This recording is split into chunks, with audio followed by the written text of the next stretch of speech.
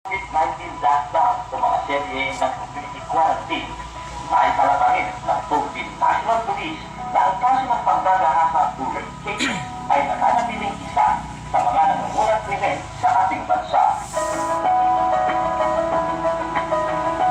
Ang panggagahasa ulit ay kasong kriminal na nalabas sa pisikal at sexual na daraan ng mga kababaihan o sa bihirang kaso maging sa mga kalalakihan.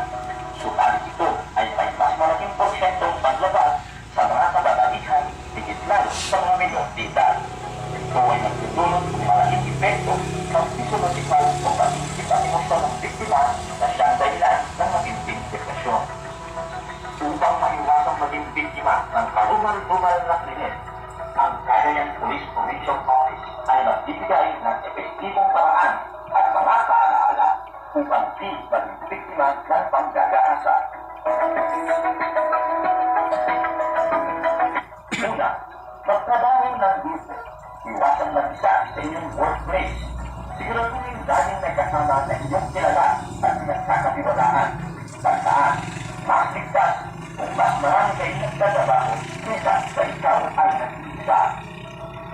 Pangalawa, huwag magpapasok ng taong di kilala sa inyong bahay, lalo kung ikaw ay nag-iisa. Huwag din ipaalam kung ikaw na ay nag-iisa lamang sa inyong bahay. Iwasan lumabas ng bahay at tumatag ng pag-isa lalo na sa gabi. Kung di man maiwasan, kung di mismo may kumpiyansa, tapang at walang alinlangan. Karamihan sa mga lady ay nagbibiktima ng mga babaeng mahina at walang kumpiyansa sa sarili.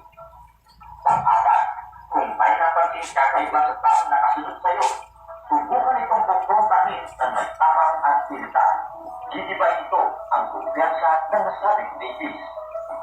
Pang-lima, kung natiling magdala sa mga bagay na madaling makaagaw ng atensyon sa oras ng pag-isipan, tulad ng ito o visa, maaari din magdala ng mga bagay na pwedeng saligin laban sa ladies tulad ng pepper spray.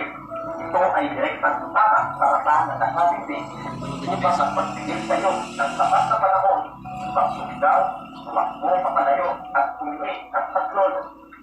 Pang-anim, pag-ingatan ang iyong mga menor de edad sa mga anak.